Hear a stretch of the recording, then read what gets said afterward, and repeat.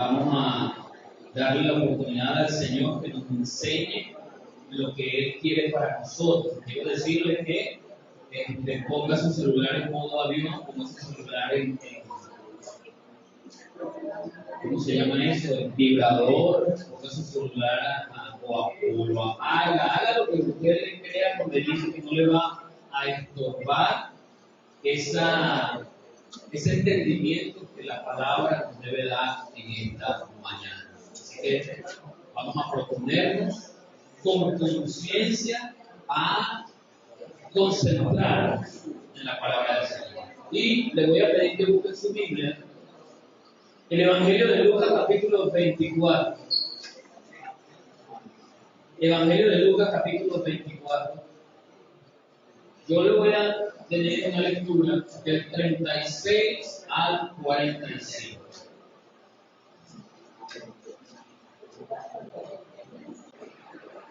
Evangelio de Lucas capítulo 24.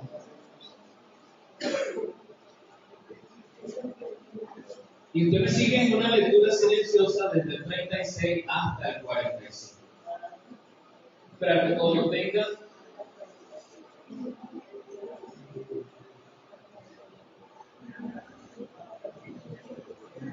Hoy el Señor quiere que nosotros fijemos nuestra mirada en uno de los aspectos más cotidianos, más sublimes, pero en el cual menos nos damos cuenta del tema de la resurrección del Señor.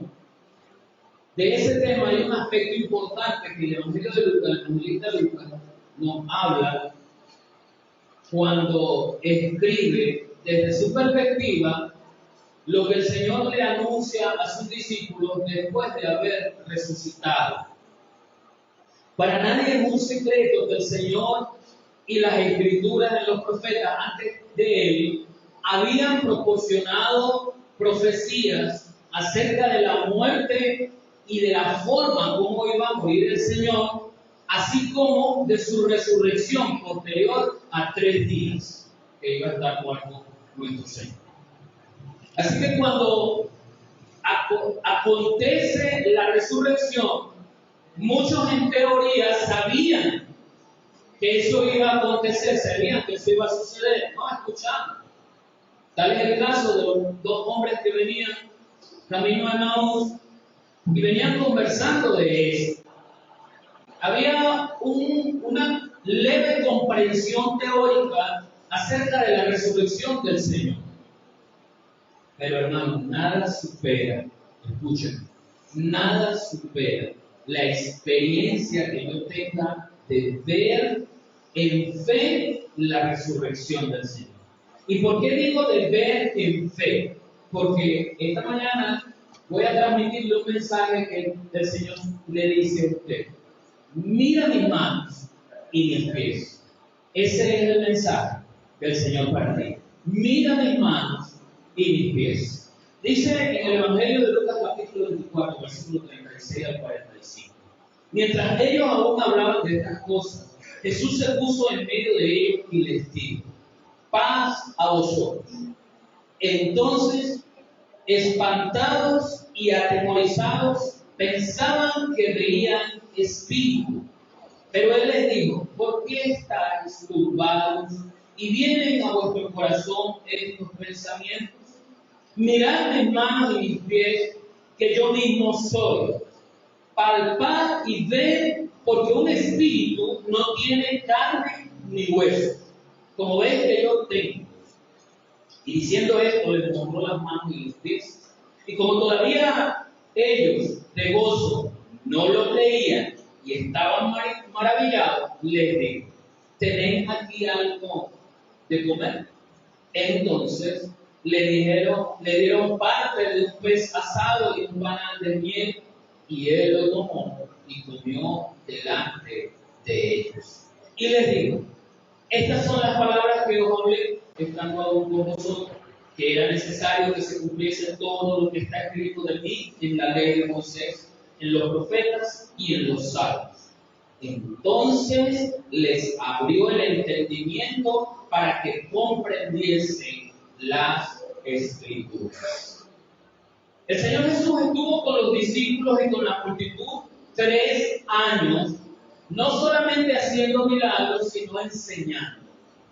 Acuérdense del sermón de la bienaventuranza, cuando Él les empieza a explicar quiénes son bienaventurados y por qué, y cuáles iban a ser los beneficios de los que eran, de los que lloran, de los que tienen hambre y sed, ¿sí? De los que son perseguidos. El Señor les enseñó parábolas a ellos, como la parábola del sembrador, la parábola de las 10 vírgenes. El Señor siempre estaba enseñándoles sobre el divorcio. El Señor les enseñó aún sobre la instrucción a los niños, dejar a los niños venir a mí y no se lo impidáis. El Señor les enseñó, ya imagino yo, ese último año, que fue el año de pasión, fue el año de sufrimiento, fue el año donde la multitud empezó a alejarse de Él, empezó a verlo quizás como un profeta, pero no como el Mesías. Empezó la gente a separarse por influencia de los fariseos, del Sanedrín, y ese año comenzó a explicarles: se acerca mi hora, se acerca mi hora. Escuchen lo que el profeta dijo acerca de mí, cuando dice que yo debo ser muerto, esto, aquello. Incluso les dijo quién lo iba a entregar. Uno de ustedes me va a entregar, y estaban los 12. No había más nadie. La cosa se reduce. Es más, el Señor lo redujo más. El que mete su mano conmigo aquí en la comida, ese es el que me va a entregar. Pero había un velo, había una ceguera. Los discípulos no entendían. Sus discípulos más cercanos serán la élite, esos 3 que lo acompañaron hasta el final, ni siquiera ellos entendieron, porque el Señor les había dicho que era necesario que Él muriese, pero aquel que estaba a su lado en la noche del Getsemaní, cuando vienen a buscarlo, al ver que lo iban a poner preso, saca su espada e intenta decapitar al alguacil que venía a apresarlo. Fue Pedro, dice Juan. Pero no entendió Pedro que era necesario que él muriese. Era necesario. Había un velo. Si el tema de la muerte tenía un velo, hermano, el tema de la resurrección, más aún. Muere el Señor, hay tristeza, no se manifiestan las evidencias de la tristeza porque se atraviesa el día de reposo. No podían hacer nada, no podían hacer lo que normalmente se hacía como acto velatorio, que es distinto de lo que nosotros hacemos, pero no podían hacer nada. Escuchaba el pastor Juan el viernes, decía: a esta hora estaba corriendo Simón de Arimatea buscando rapidito para enterrar al Señor, porque se acercaba la hora del inicio del día de reposo. ¿Ves? O sea, nadie tuvo tiempo de nada, de llorar, hacer duelo, de honrar, nada. Todo eso fue rápido, inmediato. Hermano, no hubo tiempo de reflexionar. Las reflexiones vinieron después, cuando aquellas 2 mujeres que se acercaron por primera vez a empezar a hacer lo que se debió haber hecho hace 3 días, que era preparar el cuerpo aromáticamente. Iban a echar especies aromáticas, volver bien y hacer toda esa tarea ceremonial de la forma adecuada. Entonces, entrando a la cueva, venga el ángel, y ustedes recuerdan la historia, como el Señor, el ángel les dice: no está aquí, a quien ustedes buscan, ha resucitado. Y aquellas primeras misioneras, mujeres, por cierto, de las buenas nuevas de salvación, fueron a darle las buenas noticias a sus compañeros. Allí comenzó la reflexión: ¿será? ¿Será? Ellas la vieron, ellos lo vieron. ¿Será? Ahorita recuerdo como que Él dijo que iba a resucitar. Ahorita estoy cayendo en cuenta que Él dijo que se iba a levantar después de 3 días y hoy es ya el 3er día, como que la cosa es cierta. Y allí comienza esa reflexión, pero todavía no había entendimiento. ¿Por qué le estoy diciendo esto? Porque estos 2 compañeros que venían camino a Emaús, como lo dice el texto que usted debe leer, vea Lucas 24 completo en su casa. En el versículo 3 en adelante, 2 hombres venían camino a Emaús y venían conversando de eso que había acontecido, la muerte del Señor, pero sobre todo ese comentario que había por allí de las mujeres que habían recibido el mensaje del ángel diciendo: ha resucitado. Ellos venían hablando de eso, venían analizando la información acerca de la resurrección del Señor, pero todavía el entendimiento estaba de lado. Cuando el Señor se aparece a un lado de ellos, comienza a conversar. Todavía el entendimiento estaba velado. Y me llama la atención, hermanos, que cuando el Señor definitivamente les habla acerca de estar turbado en sus corazones, porque el saludo inicial fue paz a vosotros. Ese es el saludo del creyente hoy, porque fue el saludo del creyente, del Señor a sus discípulos. Paz a vosotros. No se turbe vuestro corazón, le dijo a los discípulos. Cree en Dios, cree también en mí, le dijo el Señor, Juan 14. Así que el Señor empieza a darles tranquilidad para que ellos le reconozcan, porque no podemos reconocer al Señor si no vemos su presencia en medio nuestro. Pero ¿cómo distinguir que es el Señor? Así que de pronto ellos pensaron, porque siempre habían aceptado la tesis de que la resurrección era espiritual. Como hombres de ley, como hombres conocedores del Antiguo Testamento, estudiantes de la ley, quizás de la corriente de los fariseos, que eran los que creían en la resurrección, eran quizás fieles creyentes de que el Espíritu volvería a este mundo, a este plano, a esta vida. Así que cuando el Señor les habla y entienden que es el Señor, su primera impresión es tener miedo, porque es un espíritu. Siempre nos da miedo las cosas que no entendemos. Es un espíritu. Y sin haber dicho nada, pero el Señor, entendiendo su pensamiento, le dice: porque está turbado, no soy un espíritu. Y el Señor entonces apela a un lado de la resurrección que tiene que ver con su humanidad. Yo he resucitado. Mi carne y mi hueso volvieron después de 3 días de muerte, volvieron a la vida. Yo he resucitado. No era solamente un espíritu que no tiene cuerpo, que traspasa las paredes, incorpóreo. Era el cuerpo aún tangible de nuestro Señor, porque para disipar cualquier duda, les dice entonces: déjenme de comer, dame comida. Pero el Señor gira la visión de la resurrección hacia su humanidad. Y su humanidad había sido marcada en sus manos y en sus pies, con aquellos clavos de hierro que traspasaron hace 3 días, aquel momento donde el Señor expira ese martillar, rompiendo la carne del cuerpo del Señor. Por supuesto, deja y dejó cicatrices, dejó heridas. Una herida de ese tamaño difícilmente sanará en 3 días. Pero el Señor no fue sanado de esas heridas. El Señor resucitó de la muerte. Así que su cuerpo, que aún con el poder de resucitar sin esas cicatrices, dejó la impresión de la cruz en su cuerpo para testimonio de su humanidad. También, aunque murió, también había resucitado.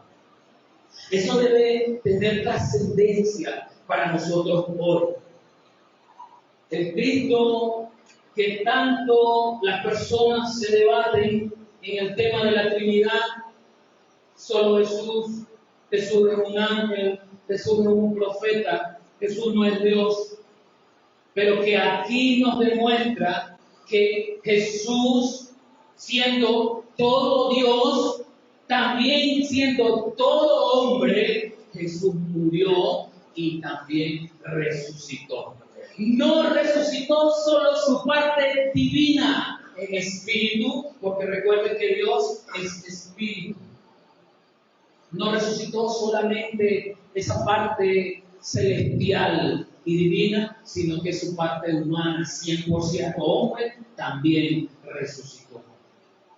En un cuerpo transformado, que estudiando acerca de este tema me di cuenta que nos hace falta un poco estudiar en esta doctrina básica de la resurrección, esos cuerpos que nosotros tendremos en la resurrección de los muertos cuando Cristo venga. Cuerpos distintos, cuerpos transformados, porque allá no puede llegar nada que sea corrupto. Y el apóstol Pablo en 1 Corintios 15 nos hace la reflexión acerca de la diferencia entre los cuerpos angelicales, divinos, celestiales, y los cuerpos terrenales. Una cosa es una cosa y otra cosa es otra cosa, dice por allá. Una cosa son los cuerpos celestiales, dice el apóstol, otra cosa son los cuerpos terrenales. Y como allá en el reino del Señor no puede entrar nada corrupto, estos cuerpos terrenales se vestirán de gloria en la resurrección.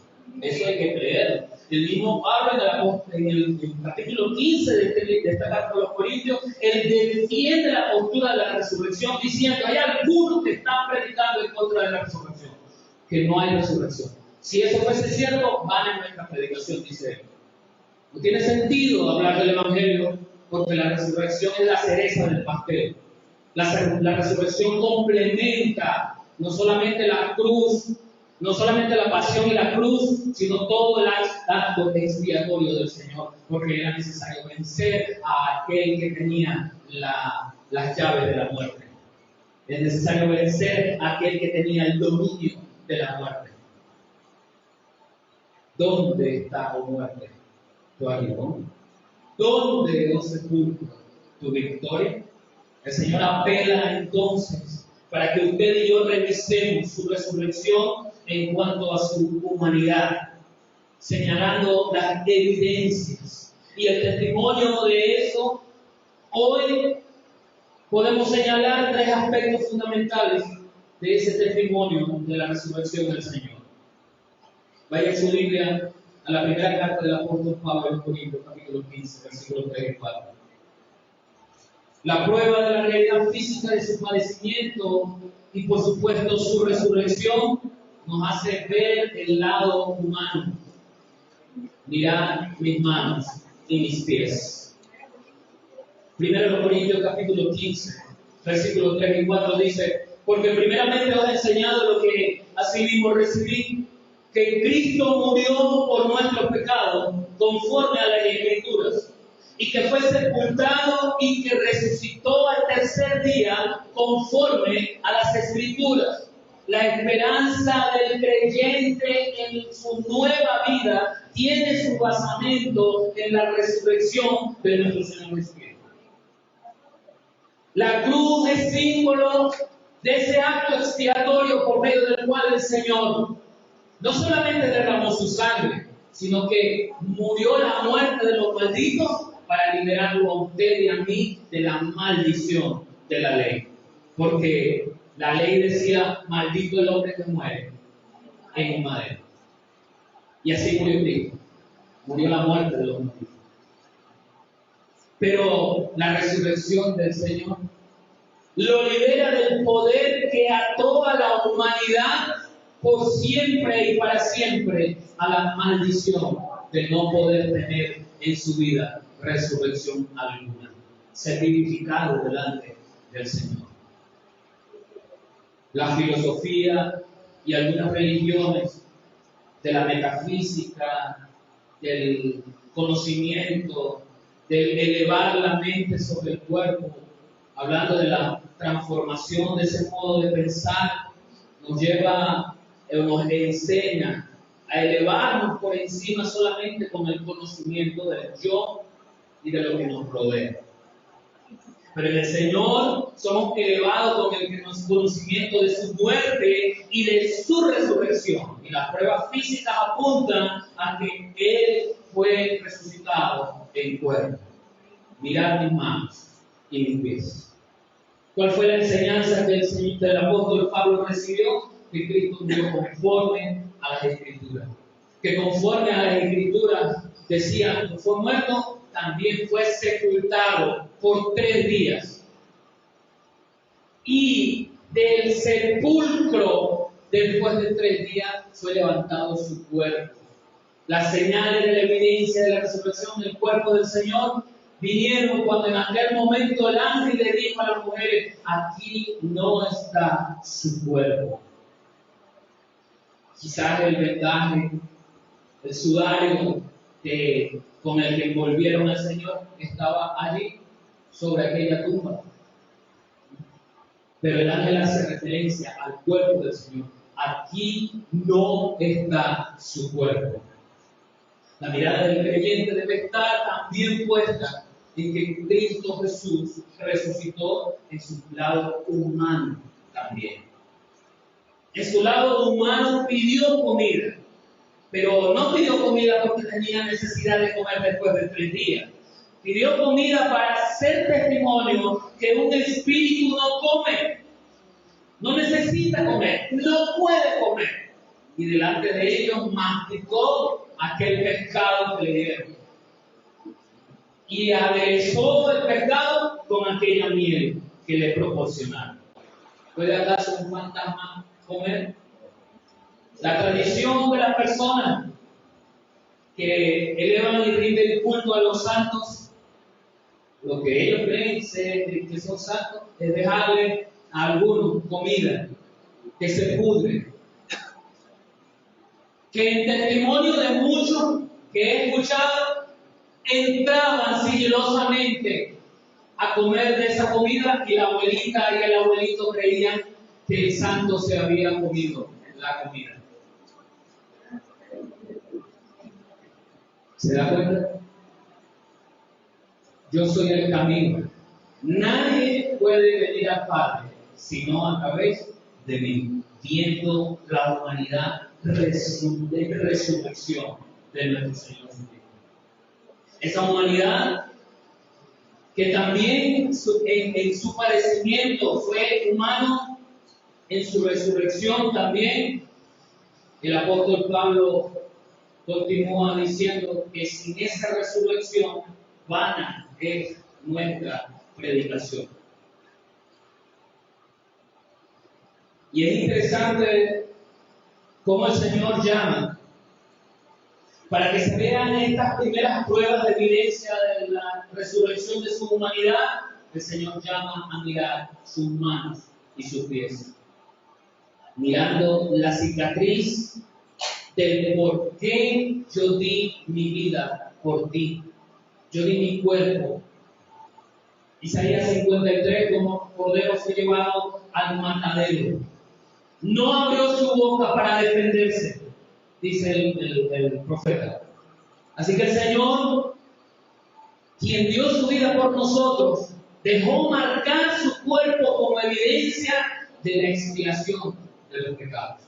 Cuando el cordero era llevado al sacrificio, era degollado, toda su sangre se vertía sobre el altar, descendía fuego del Señor, la grosura de aquel carnero, de aquella oveja, se quemaba y subía el olor que era grato delante del Señor. Y en algunas oportunidades la carne era consumida por el fuego. Pero ese cordero no volvía a la vida después de 3 días.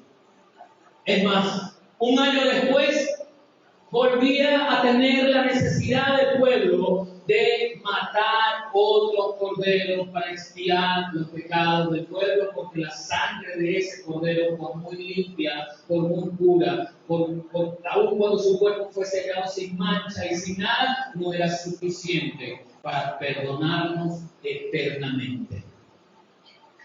Pero el cordero que fue llevado al matadero, que le enterraron los clavos en las manos y los pies, ese cordero cuya sangre fue derramada en esa cruz del Calvario, en ese altar para Dios, ese cordero resucitó al tercer día con las evidencias, con las pruebas de que su lado humano también fue victorioso sobre la muerte. Y nos pone a pensar, en segundo lugar, cuando el Señor habla a aquellos hombres: mira mis manos y mis pies. De su lado humano, abre la idea de ese sacrificio, la prueba del sacrificio y de la victoria sobre la muerte. La resurrección implica el recordatorio no solo de que revivió, sino de su padecimiento, cómo sufrió el Señor.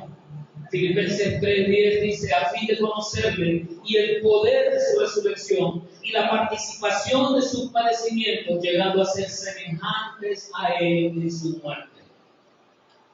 Todo creyente muere, así como Cristo muere, todo creyente muere en su yo, en su ego, para que su espíritu sea vivificado, pero aún hace falta la resurrección corporal. En Cristo, la segunda prueba de su resurrección tiene que ver precisamente con esa evidencia de su padecimiento y de la victoria sobre la muerte. Como le decía en el punto anterior, el apóstol Pablo hace referencia a sórdida es la muerte en victoria. ¿Dónde está, oh muerte, tu aguijón?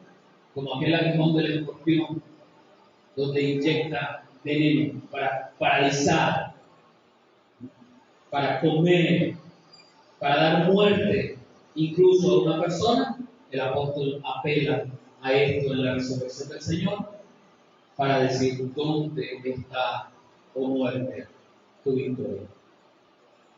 Cristo Jesús no resucitó para que nosotros hiciésemos lo que nos venga en gana.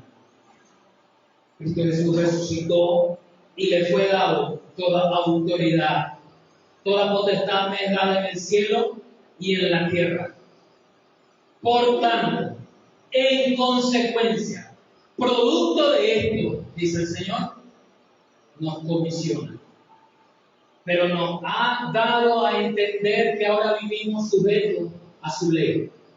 Porque el hecho de que no vivamos sujetos a la ley del antiguo pacto no quiere decir que seamos hijos realengos. Dios no tiene hijos realengos. ¿Sabe lo que significa realengo? Dios tiene hijos obedientes. ¿Obedientes a qué? A su palabra. ¿Obedientes a qué? A su ley. ¿Obedientes a qué? A su amor. ¿Obedientes a qué? A su voluntad. Así que si usted quiere ser un hijo realengo, refresque su memoria aquel día que usted aceptó a Cristo y vea si fue verdadero ese momento.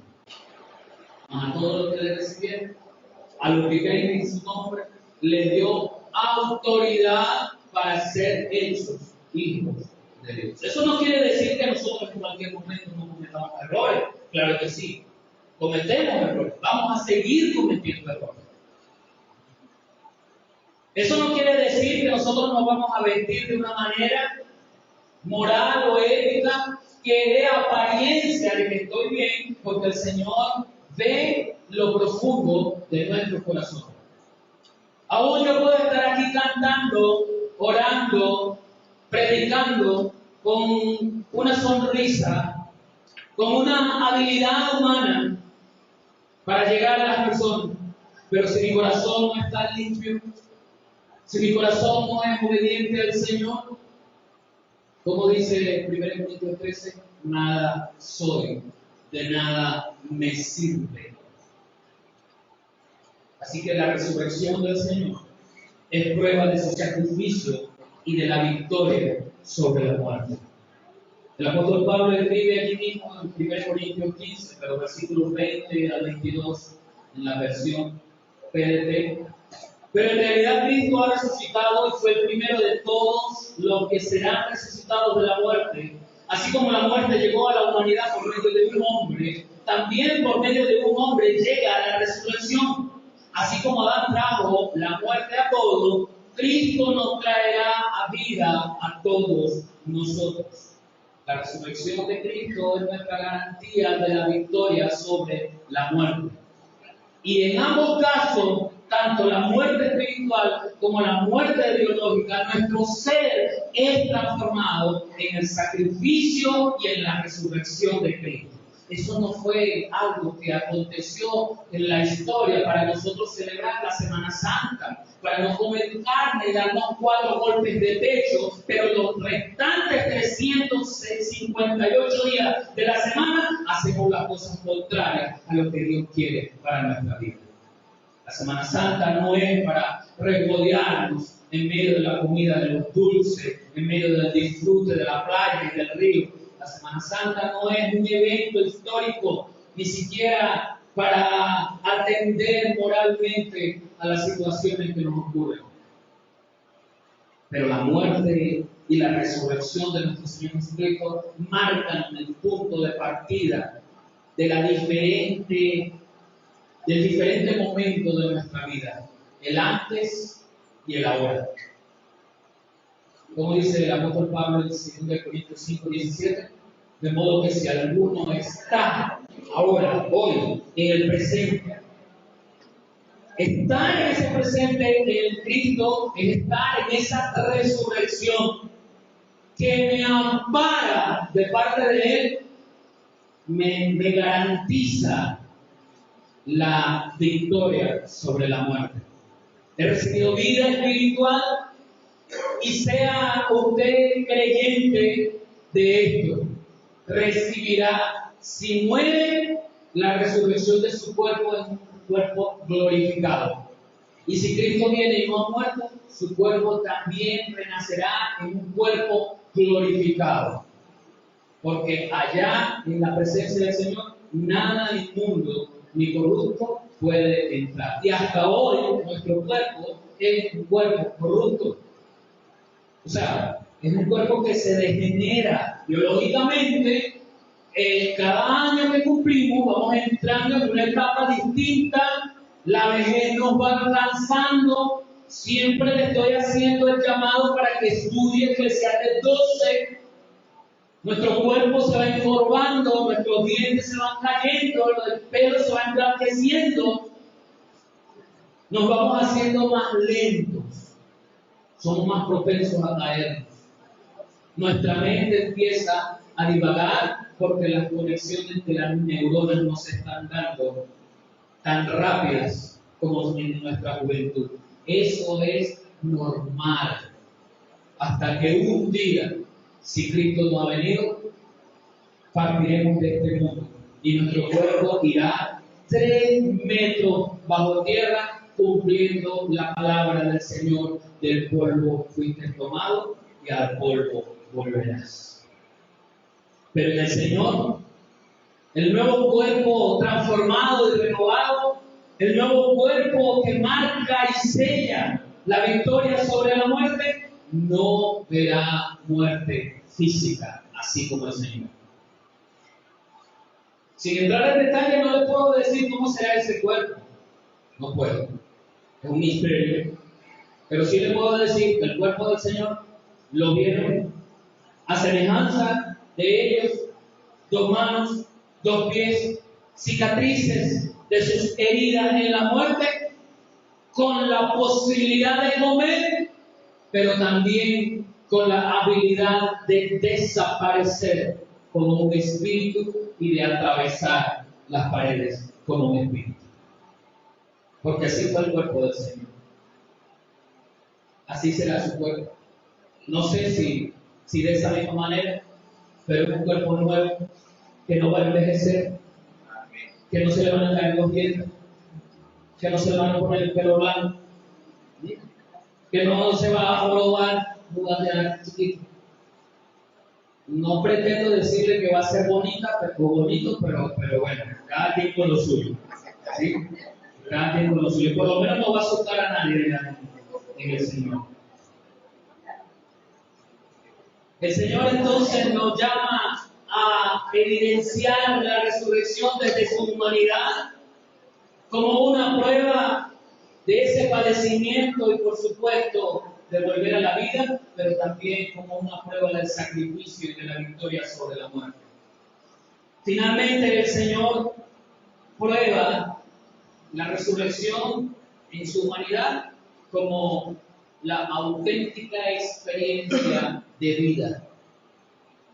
Es una auténtica experiencia de vida. Mira mis manos, mira mis pies, apela a mirar la cicatriz. El apóstol Tomás había dicho, hasta que no meta mi dedo en la llaga. Yo no sé si efectivamente el Señor resucitó con el hueco allí. No lo sé. Pero de que tenía la cicatriz, la tenía. Hay algunos modelos de películas y de series de televisión, y algunos de ellos en la resurrección del Señor hacen ver que tenían hueco allí después su cuerpo resucitado. La Biblia no lo dice claramente. Pero cuando el Señor apela y dice, mira mi mano y mi pie, por lo menos está haciendo referencia a que veamos las cicatrices que se dejaron allí. Y esas cicatrices, ¿de qué dan cuenta? De una experiencia de dolor, de una experiencia de padecimiento, largo padecimiento. ¿Cuántas horas pasaron desde el momento en que fue clavado aquel primer clavo en la mano del Señor? Y luego el segundo clavo en la otra mano. Y luego el tercer clavo sujetando sus pies. ¿Cuánto tiempo padeció el Señor allí? Así que la experiencia auténtica del padecimiento del Señor viene dada a través de su resurrección. Y hay algo que yo quiero llamar la atención en esto, hermano, y es que a veces las cicatrices que nos dejan nuestros propios padecimientos nos sirven a nosotros mismos para ver cuánto hemos crecido en el Señor. ¿Cuál es la victoria que el Señor nos ha dado sobre esa situación con la cual tuvimos un tiempo de padecer? Que no se parece nada en intensidad al padecimiento de Jesucristo, pero que igualmente es una experiencia dolorosa. No para hacerme la víctima, porque el Señor Jesús en la conversación con sus discípulos, que dice el apóstol Pablo que se le presentó como a 500 personas y dice a mí como un abortivo, a lo último. En ninguna de esas presentaciones de ese Cristo resucitado se presentó como una víctima. Mírenme por eso de mí. Yo sí he sufrido. ¿No tienen compasión de mí? ¿Por qué no me hacen caso si yo he sufrido? Jamás se presentó como víctima. Porque le había dicho a sus discípulos, en el mundo tendréis aflicción. Pero confiad. Antes de haber muerto, les digo, confiad, yo he vencido. Confiad, yo he vencido, y todavía no había muerto. Por supuesto, no había resucitado. Confiad, yo he vencido. La resurrección del Señor apela a la prueba de una experiencia auténtica, dolorosa, cuando nos marca las cicatrices. Y el Señor Jesús lo sabía. En el libro de los Hechos, capítulo 26, del 21 al 23, dice, por causa de esto los judíos, prendiéndome en el templo, intentaron matarme, pero habiendo obtenido auxilio de Dios, persevero hasta el día de hoy, dando testimonio a pequeños y a grandes, no diciendo nada fuera de las cosas que los profetas y Moisés dijeron que habían de suceder, que el Cristo había de padecer y ser el primero de la resurrección de los muertos para anunciar la luz al pueblo y a los gentiles. Pablo, Pedro, Juan, Mateo, Lucas, los discípulos del Señor, convertidos luego en misioneros, apóstoles y enviados del Señor a predicar la palabra, tuvieron sus experiencias dolorosas. Y el apóstol nos cuenta en este caso: tengo mi experiencia dolorosa porque me prendieron en el templo, o sea, me arrestaron en el templo e intentaron matarme. Pero salvándome de chiripa, dice. No dice de chiripa, pero habiendo obtenido auxilio, dice el apóstol, ahora sigo predicando. Que las experiencias dolorosas de tu vida no te alejen de la predicación de la palabra del Señor. Que las experiencias dolorosas de tu vida no te alejen del mensaje que tienes que compartir de las buenas nuevas de salvación, por más dolorosa que hayan sido. Porque no sabes cuántas tienes por delante. Siempre habrá una palabra del Señor que nos consuela. Hablada o cantada. ¿Se acuerda de aquel himno?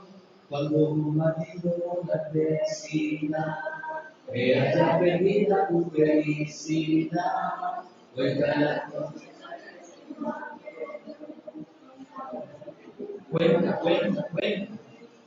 No importa cuando estés abatido, no importa cuánto estés atribulado, la experiencia dolorosa te acerca a esa prueba de la resurrección del Señor, a esa prueba de esa autenticidad de haber pasado y haber tenido la victoria en Cristo Jesús. Cristo venció a la muerte y su resurrección es prueba inequívoca de eso. Las heridas de Jesús se convirtieron en símbolos de salvación y de sanidad, tal como el profeta Isaías lo había profetizado. Mas él herido fue por nuestras rebeliones, molido por nuestros pecados. El castigo de nuestra paz fue sobre él, y por su llaga fuimos nosotros curados. Por supuesto que la resurrección del Señor también es prueba de que te puedes sanar de una enfermedad. No es garantía de que nunca estaremos enfermos. Acuérdense, estamos en un cuerpo frágil. Nos vamos a enfermar. No estoy llamando a la enfermedad hoy. Le estoy afirmando el hecho de que a veces uno escucha cosas raras por allí. Que el creyente no se tiene que enfermar, que cuando está enfermo está en pecado. Nada que ver. Eso no es así. Vivimos en un cuerpo frágil. Mínimo, escúchenme, mínimo le va a dar gripe. Mínimo. Y ahora con todo lo que comemos, hermanos, que somos alérgicos al gluten, que el trigo, que no sé qué, que la presión arterial, que el corazón. Leía la noticia esta semana, no, mentira, hace unos meses atrás, una muchacha que discutiendo con unos compañeros le dio una cerveza. Solamente discutiendo, en medio de una rabia o una molestia, le dio una cerveza. Nadie la tocó, no había enfermedades previas, una subida de algo. No se agarre rabia, hermano. No se agarre rabia, hermano. Hasta en eso el Señor nos ayuda. Hasta en eso el Señor nos orienta. Pero después que estamos con la cara media, por una rabia, estamos pidiendo al Señor que nos sane o preguntándole por qué permitiste esto. Y el Señor respondiendo y diciendo: ¿acaso yo te dije que te agarraras una rabia como la que tomaste? Así que el Señor nos llama y el apóstol Pedro dice: quien llevó él mismo nuestros pecados en su cuerpo sobre el madero, para que nosotros, estando muertos a los pecados, vivamos la justicia, y por cuya herida fuiste sanados. La resurrección de Jesucristo es prueba de la salvación y de la sanidad. Es la auténtica experiencia de haber sobrepasado el padecimiento y el dolor en el cuerpo y en el alma. La resurrección del Señor Jesucristo en su humanidad es la prueba de una nueva vida para usted y para mí. Romanos capítulo 6, versículo 4. Cuando fuimos bautizados, también fuimos enterrados con Cristo, y así compartimos su muerte, para que así como Cristo resucitó por el gran poder del Padre, nosotros también andemos de acuerdo a la nueva vida. Yo quiero hacer un paréntesis aquí, no porque me voy a desviar del tema, sino porque quiero aclarar algo, ¿no?, relacionado a esto. Cuando el apóstol habla, cuando el Señor Jesús nos enseña acerca de la salvación, no nos habla directamente de nuestra resurrección espiritual, nos habla de una nueva vida. Cuando Jesús tiene su conversación con Nicodemo en Juan 3, Él no le dice es necesario que resucite. Él le dice, Nicodemo, es necesario nacer de nuevo. Entonces entiéndame, una cosa es la resurrección de los muertos y otra cosa es el nuevo nacimiento. Para que una persona resucite en Cristo, debe haber nacido de nuevo. Porque si no está vivo espiritualmente para Dios. Acuérdense lo que dice el apóstol Pablo a los Efesios. Allá, cuando estaban muertos a vuestros delitos y pecados. Estábamos muertos en delitos y pecados. No podíamos renacer. Teníamos que nacer de nuevo. En el renacimiento me traigo algo. Aún Cristo, en su resurrección, llevó en él la parte humana, expresada en la cicatriz. Espiritualmente usted y yo no hemos renacido, porque nunca estuvimos vivos. ¿Sí me explico? Juan 3, es necesario nacer de nuevo. Así que el llamado es a entender que para poder compartir la experiencia de la resurrección, tú y yo debemos haber nacido de nuevo en Cristo. Debemos haber aceptado a Cristo en nuestros corazones. Y para aceptar a Cristo en nuestros corazones, debemos arrepentirnos de nuestras maldades, debemos pedir perdón, debemos pedirle al Señor que Él sea ahora el dueño de nuestra vida. Si no, olvídese, no será resucitado en un cuerpo nuevo.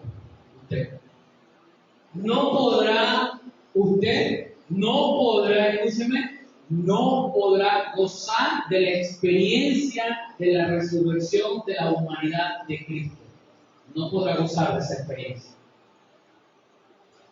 Y finalizo con este texto de 1 Pedro 1:3, porque la resurrección de nuestro Señor, esa parte humana, nos dio esperanza. Esperanza no solo de una nueva vida, sino de lo que comparte el apóstol en este versículo 3. Bendito sea el Dios y Padre de nuestro Señor Jesucristo, quien nos tuvo gran compasión y nos hizo nacer de nuevo por la resurrección de Jesucristo. Así nos dio la esperanza. De esa manera el Señor nos dio la esperanza de una nueva vida.